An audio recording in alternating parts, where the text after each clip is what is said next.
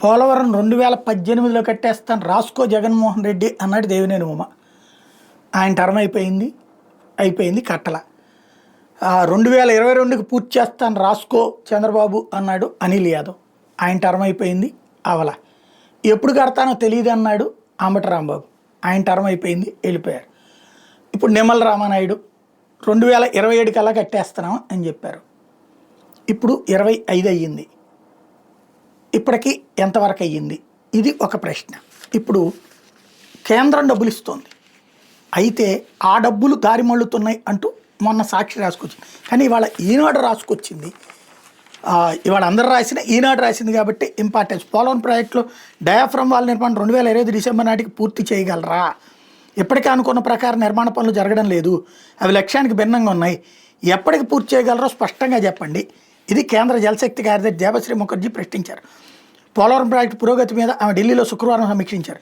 AP engineering chief Narasimhamurthy, రాష్ట్ర జలవనరుల శాఖ సలహాదారు ఎం వెంకటేశ్వరరావు, పునరావాస కమిషనర్, పోలవరం ప్రాజెక్టు అథారిటీ, కేంద్ర జల సంఘం, ఇతర కేంద్ర సంస్థల ప్రతినిధులు పాల్గొన్నారు. పనుల పరిస్థితితో పాటు ఆర్థిక షెడ్యూలు, బిల్లుల చెల్లింపు అంశాల మీద కూడా ఆమె సమీక్షించారు.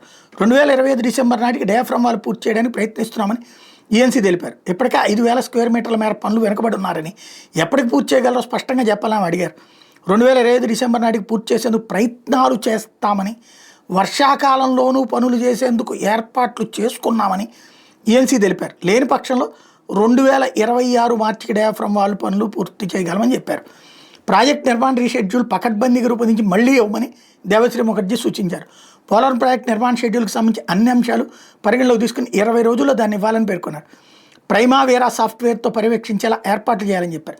ఆ షెడ్యూల్ను కేంద్ర జల సంఘానికి సమర్పిస్తే వాళ్ళు 10 రోజుల పాటు పరిశీలించి అవసరమైన మార్పులు సూచిస్తారని, నెల రోజుల్లో సమగ్ర షెడ్యూల్ తన వద్దకు చేరాలని కార్యదర్శి ఆదేశించారు.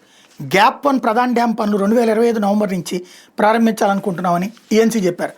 ఇసుక రీచ్లో మొదటి పనులు చేస్తామని, నల్లమట్టి రీచ్లో డీప్ సాయిల్ మిక్సింగ్ పూర్తయిన తర్వాత చేపడతామని వెల్లడించారు. ప్రాజెక్ట్ నాణ్యత మాన్యువల్ 2-3 రోజుల్లో పూర్తి చేయాలని దేబశ్రీ ముఖర్జీ స్పష్టం చేశారు. బట్రస్ డ్యామ్ నిర్మాణ పనులు ఆలస్యం అవుతున్న వైనం మీద ప్రశ్నించారు. ఆగస్టు నెలాఖరుకు బట్రస్ డ్యామ్ నిర్మాణం పూర్తి చేస్తామని అధికారులు చెప్పుకొచ్చారు. ఇక్కడ మరొక విశేషం ఏంటంటే, పునరావాసానికి సంబంధించిన కేంద్రం 1000 కోట్లు ఇచ్చేందుకు ఆస్కారం ఉందని కేంద్ర జలశక్తి కార్యదర్శి పేర్కొన్నారు. అయితే ఇప్పటికే రాష్ట్రం దగ్గర 2,200 కోట్ల కేంద్ర నిధులు ఉన్నాయి, వెంటనే వాటిని ఎందుకు చెల్లించలేదు అని అడిగారు. పనులకు సంబంధించిన బిల్లులు ఎంత మొత్తం పెండింగ్లో ఉన్నాయని ప్రశ్నిస్తే 300 కోట్ల వరకు ఇవ్వాల్సి ఉందని అధికారులు వెల్లడించారు.